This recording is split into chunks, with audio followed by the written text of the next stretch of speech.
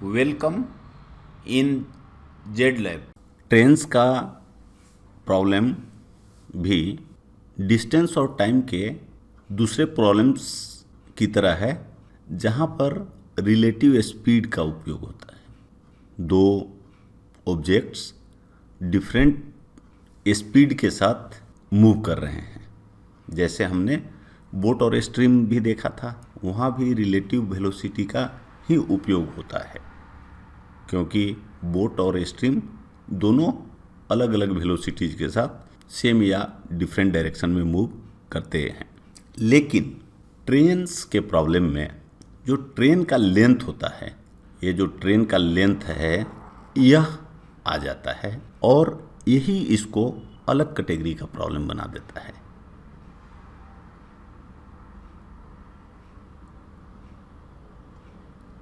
और ट्रेन्स के प्रॉब्लम को करने के लिए जो हम लोगों ने पीछे जेड लैब के वीडियोज में देखा है, speed, relative speed, units, ratio, meeting conditions, कि कैसे अगर बात आएगी कि दो ट्रेन्स एक दूसरे से मिलते हैं सेम डायरेक्शन में चलते हुए या अलग डायरेक्शंस में चलते हुए, तो उसका कंडीशन क्या होगा। परसेंटेज, बहुत समय कंडीशंस वेलोसिटी वगैरह एक दूसरे के परसेंटेज के टर्म्स में दिया रहेगा। स्टॉपेज का कंडीशन, कि कोई ट्रेन है लगातार चलती है, कोई ट्रेन बीच में रुक रुक कर स्टेशंस पे चलती है, तो उसका उसके डेस्टिनेशन तक पहुंचने टाइम या एवरेज स्पीड वगैरह पे क्या असर होगा, ये सब चीज़ों की ज़रूरत पड़ेगी। ये सब चीज़ें हम लोगों ने अपने time and distance, boat and stream के डिफरेंट वीडियोज में बहुत अच्छे से डिस्कस किया है, इसलिए यहाँ रिपीट नहीं करेंगे। जो लोग इन टॉपिक्स के साथ कंफर्टेबल नहीं हैं, वो उन सभी वीडियोज को देख सकते हैं। अब हम लोग ट्रेन से स्पेसिफिक प्रॉब्लम डिस्कस करते हैं। जैसे अगर कोई ट्रेन है और मान लीजिए कोई पोल है, इसको क्रॉस करना है। अगर यह ट्रेन इस तरह से आया और इसका लेंथ एल है, तो ये तभी इसको क्रॉस किया हुआ हम लोग कहेंगे जब ये पोर्शन पार हो जाए, यहाँ से इंजन से लेके और जो सबसे पीछे का पार्ट है ट्रेन का, वो क्रॉस करके और कुछ इस तरह का आ जाए। तो ये एल जो था, अब ये एल इधर आ गया, और इस एल को इस हालत में आने के लिए इस ट्रेन को इसके लेंथ एल के बराबर डिस्टेंस तय करना पड़ेगा। और चूँकि पोल स्टैटिक है, तो जो ट्रेन का वेलोसिटी है भी उसके साथ उसके अपने लेंथ को ट्रेवल करना पड़ेगा। तो हो जाएगा टाइम टू क्रॉस, यहाँ लिखा हुआ है एन इलेक्ट्रिक पोल, हो जाएगा L/V। अब ये पोल के जगह पे अगर आदमी होता और मान लीजिए यह इस डायरेक्शन में u वेलोसिटी से दौड़ रहा है, तो क्या होगा, जब तक ये ट्रेन आगे आएगा ये आदमी और आगे आ जाया रहेगा। तो इस केसेस में हम लोगों ने पहले देखा है कि रिलेटिव वेलोसिटी का उपयोग होता है, और दोनों ट्रेन और आदमी दोनों मूव कर रहे हैं, इसलिए रिलेटिव वेलोसिटी अगर सेम डायरेक्शन में जा रहे हों तो माइनस होता है v माइनस यू, और अगर एक इधर जा रहा है एक इधर जा रहा है तो यह हो जाता है v प्लस यू। तो इस तरह से इस केस में आएगा। कभी कभी अगर मान लीजिए कि दो ट्रेन की बात करेगा, लेकिन कहेगा कि एक ट्रेन में कोई एक आदमी बैठा हुआ है और इसको ट्रेन क्रॉस कर रहा है, न कि पूरे दूसरे ट्रेन में बैठे हुए एक आदमी को क्रॉस कर रहा है, तो ये इस तरह का केस आएगा। और दूसरे आदमी का यू का स्पीड वो दूसरे ट्रेन के स्पीड के बराबर होगा। अब देखिए, अगर कभी दो ट्रेन चल रहे हैं, एक ट्रेन यहाँ है और यहाँ से एक ट्रेन मान लीजिए v वेलोसिटी से चल रहा है। और कभी कभी हम लोग देखते हैं कि पैसेंजर ट्रेन में कोई बैठ गया, तो पैसेंजर ट्रेन पहले खुली है स्टेशन से और कोई एक्सप्रेस है, गाड़ी है, वो बाद में खुली। लेकिन अगर u v से अधिक है तो कुछ देर के बाद जो यह ट्रेन एक्सप्रेस ट्रेन होती है पैसेंजर ट्रेन को मिल जाएगी और उसके बाद आगे निकल जाएगी। तो ऐसे केसेस को हम लोग कहते हैं मीटिंग, जो पहले हम लोगों ने ऑलरेडी देख चुका है। लेकिन सपोज दो ट्रेन एक दूसरे के बिल्कुल पास हैं, मान लीजिए ऐसे हैं, अगल बगल के ट्रैक पे चल रहे हैं। अब ये एक दूसरे को क्रॉस करने के लिए उनको जो डिस्टेंस तय करना होगा, ट्रेवल करना होगा, वो L1 और L2 के सम के बराबर होगा। जहाँ पोल वगैरह के केस में आदमी को क्रॉस करने के लिए ट्रेन को केवल अपना लेंथ क्रॉस करना होता था, लेकिन जब दो ट्रेन एक दूसरे को क्रॉस कर रहे हैं तो उनका दोनों का जो सम है लेंथ का उसको क्रॉस करना होगा। और किस स्पीड से क्रॉस करेंगे? वो रिलेटिव वेलोसिटी से क्रॉस करेंगे, दोनों के रिलेटिव वेलोसिटी। अगर मान लीजिए एक ट्रेन को एक ब्रिज को क्रॉस करना है तो डिस्टेंस उसी तरह L प्लस B को क्रॉस करना पड़ेगा, जहाँ B ब्रिज का लेंथ है और L पहले ट्रेन का लेंथ है। लेकिन यहाँ वेलोसिटी केवल ट्रेन का रह जाएगा, क्योंकि ब्रिज का कोई वेलोसिटी नहीं होता, तो रिलेटिव वेलोसिटी का केस नहीं है। देखिए, हम लोग जेड लैब में कम से कम फॉर्मूले याद करने की बात करते हैं और कॉन्सेप्ट को समझना इम्पोर्टेंट कहते हैं। लेकिन एग्जाम के पॉइंट ऑफ व्यू से कुछ जो फॉर्मूले हैं उनको हम लोग याद करेंगे और उसको याद करने उसका पीछे का कॉन्सेप्ट समझेंगे ताकि आसानी से याद रखें। देखिए, कोई ट्रेन है, दो ट्रेन मान लीजिए कोई दो स्टेशन से हैं, ये ए स्टेशन है और ये बी स्टेशन है, और ये दोनों के बीच का जो डिस्टेंस है ये मान लीजिए डी है। अब यहाँ से और यहाँ तक कोई ट्रेन को चलना है। मान लीजिए ये ट्रेन अपने v स्पीड से रोज चलता है। एक दिन ये ट्रेन लेट हो गई, मान लीजिए 1 घंटा लेट हो गई या 2 घंटा लेट हो गई, लेकिन यहाँ उसको सही टाइम में आना है, उसी टाइम पे पहुँचना है। तो क्या करेगा? ड्राइवर को स्पीड को बढ़ाना पड़ेगा, दूसरे स्पीड से चलना पड़ेगा, u स्पीड से, जो u जो होगा v से बड़ा होगा, ताकि यहाँ 1 घंटा या 2 घंटा लेट होने के बाद भी यहाँ पे उसी टाइम पे पहुँचे। तो इसका मतलब ऐसे प्रॉब्लम्स में आपको डेल्टा टी दिया रहेगा कि दोनों टाइम u से d डिस्टेंस को कवर करने में और v से d डिस्टेंस को कवर करने में कितना टाइम का डिफरेंस होता है। एग्जैक्ट टाइम नहीं दिया रहेगा कि 2 घंटा 3 घंटा, ये दिया रहेगा कि दोनों के बीच का कितना टाइम है।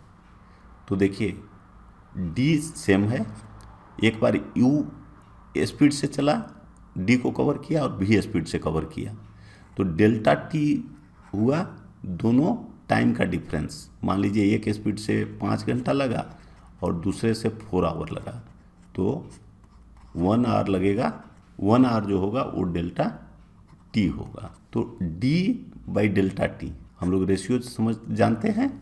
अब ये पूरे का यूनिट होगा स्पीड का, और d चूंकि डिस्टेंस होता है, t टाइम होता है।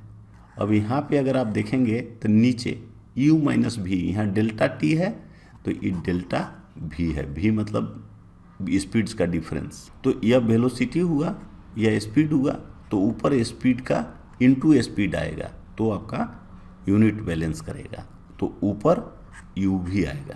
तो d by delta t is equal to, इसको इस तरह से भी बोल सकते हैं, यू भी बाई डेल्टा भी, मतलब दोनों वेलोसिटी का डिफरेंस और ऊपर में दोनों वेलोसिटी का मल्टीप्लिकेशन।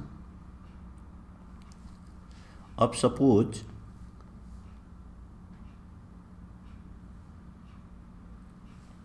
कि आपको ऐसे ही केस में वेलोसिटी v1 और u1 नहीं देखे, वेलोसिटी का डिफरेंस दिया है, पहले यहाँ टाइम का डिफरेंस दिया था, मान लीजिए वेलोसिटी का डिफरेंस दिया है और तब टाइम दोनों दिया हुआ है t1 और t2, जाने में कितना, u से ट्रेवल करने में उसको कितना टाइम लगता है और v से ट्रेवल करने में उसको कितना टाइम लगता है।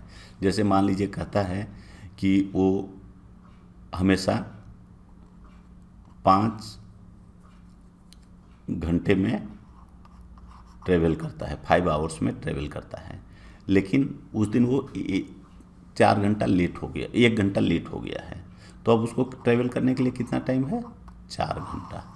तो कहता है कि अगर इतना ट्रेवल करने के लिए उसको वेलोसिटी 50 किलोमीटर पर आवर बढ़ाना पड़ जाता है।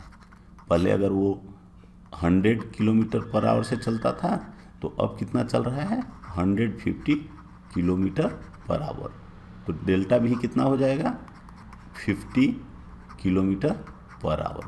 तो यहाँ ये डेल्टा भी हो जाएगा और u और v की जगह t1 t2 आ जाएगा।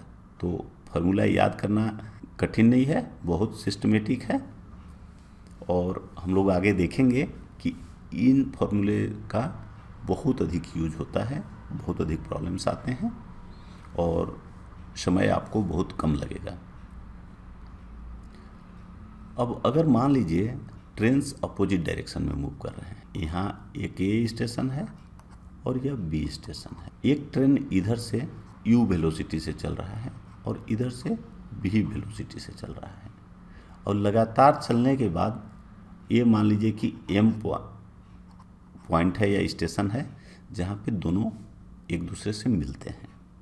अब देखिए अगर u और v दोनों बराबर होता तो ये दोनों बराबर डिस्टेंस तय करते, ये m बिल्कुल आधे पे होता, यहाँ m हाफ मिडिल पॉइंट होता, लेकिन चूंकि u और v बराबर नहीं है तो बराबर टाइम में ये दोनों बराबर डिस्टेंस ट्रेवल नहीं करेंगे।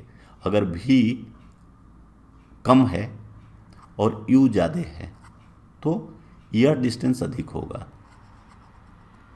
अगर हम इसको d1 कहें और इसको अगर हम d2 कहें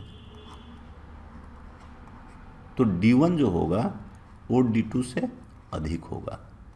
तो d1 और d2 के बीच जो है, अगर मान लीजिए हम इसको डेल्टा d लिखते हैं, दोनों के बीच का डिफरेंस, तो ये डिफरेंस क्यों आया, ये डिफरेंस आया ये दोनों के वेलोसिटी के डिफरेंस के कारण। अगर ये डिफरेंस नहीं होता तो ये डेल्टा d 0 हो जाता।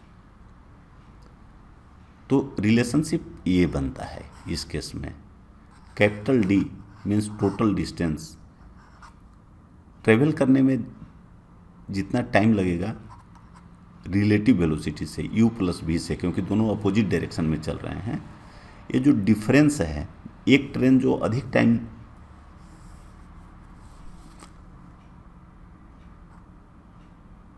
एक ट्रेन जो उतना ही समय में अधिक डिस्टेंस तय कर रहा है, वो डेल्टा d वो इस वेलोसिटी डिफरेंस इन वेलोसिटी के कारण है।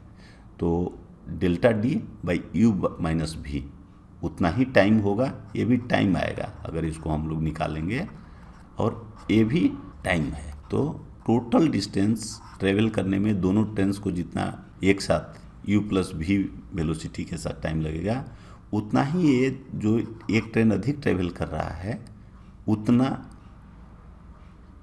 u माइनस v वेलोसिटी से ट्रेवल करने में टाइम लगेगा। अब आइए हम लोग एग्जाम्पल्स देखते हैं। फर्स्ट प्रॉब्लम कहता है एक्सक्लूडिंग स्टॉपेज, कोई ट्रेन जब चल रहा है तो स्टेशन स्टेशन पे रुकना होता है। उस टाइम को अगर हम लोग अवॉइड करते हैं, एक्सक्लूड करते हैं, हटा दें, तो स्पीड ऑफ ट्रेन जो है 120 पर किलोमीटर पर आवर आता है। लेकिन अगर हम लोग उस टाइम को इंक्लूड कर दें टाइम कैलकुलेशन में, तो उसका एवरेज वेलोसिटी हम लोग देखे हैं कम हो जाता है, तो आ जाता है 50 किलोमीटर पर आवर। अब प्रॉब्लम है, for how many minute does the train stop per hour, तो 1 घंटा में ट्रेन कितना देर रुका। तो देखिए इसका स्टॉपेज के साथ 120 माइनस 50 बाई 120, ये फॉर्मूला है। और ये जो टाइम होता है ये पर आवर होता है कि 1 घंटा ट्रेन चलता है तो उसमें कितना देर वो स्टॉपेज का होता है।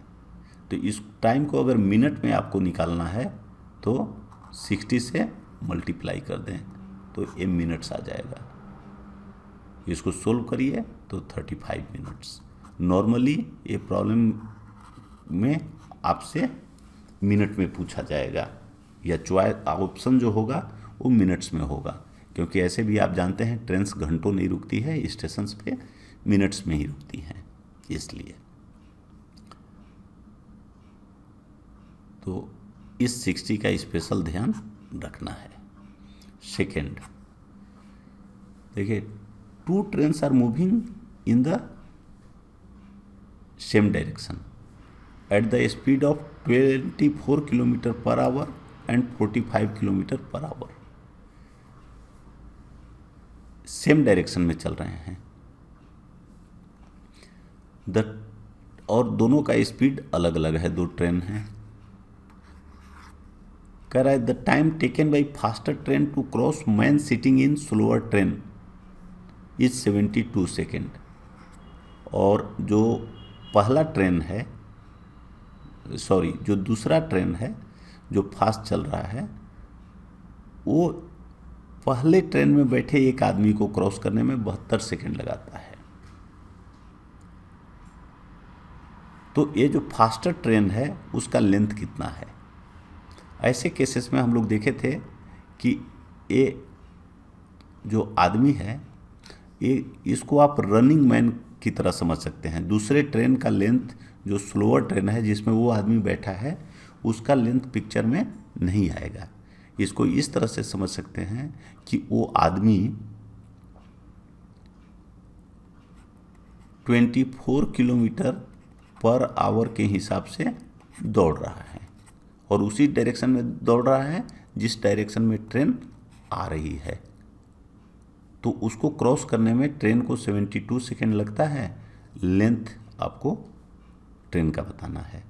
तो देखिए दोनों आदमी और ट्रेन मोशन में है, दोनों में स्पीड है, तो रिलेटिव स्पीड काम करेगा ये माइनस करके। और चूंकि मीटर में जहाँ भी ट्रेन का लेंथ आ गया वो मीटर में रहेगा, तो आपको जो स्पीड है उसको मीटर पर सेकंड में बदल लेना होगा। तो इसलिए इस 5/18 से हम लोगों ने मल्टीप्लाई कर दिया। ये हम लोग ऑलरेडी जानते हैं। तो इसका रिलेटिव वेलोसिटी 35/6 मीटर पर सेकेंड आ गया। तो टाइम कितना होता है, लेंथ ऑफ ट्रेन, यहाँ पे एक ही ट्रेन का लेंथ पिक्चर में आएगा जो फास्टर ट्रेन है, बाई रिलेटिव वेलोसिटी, तो v माइनस यू। तो लेंथ ऑफ फास्टर ट्रेन कितना हो जाएगा, ये दोनों में मल्टीप्लाई कर दीजिए। तो 35/6 रिलेटिव वेलोसिटी है, ये मीटर पर सेकेंड, और ये सेकेंड में टाइम दिया हुआ है। तो मीटर पर सेकेंड इंटू सेकेंड करेंगे तो आंसर जो आपको आएगा वो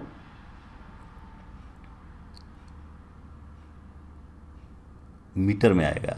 यहाँ सॉरी, ये सेकेंड नहीं, length of train will be in metre, ये सेकेंड गलती से लिखा हुआ है। तो ये हम लोगों का आंसर हो गया 420 मीटर। बाकी प्रॉब्लम्स हम लोग अपने ट्रेन्स के वीडियो पार्ट 2 और 3 में देखेंगे। जेड लैब को सब्सक्राइब, लाइक एंड शेयर जरूर करें। Thanks, good luck.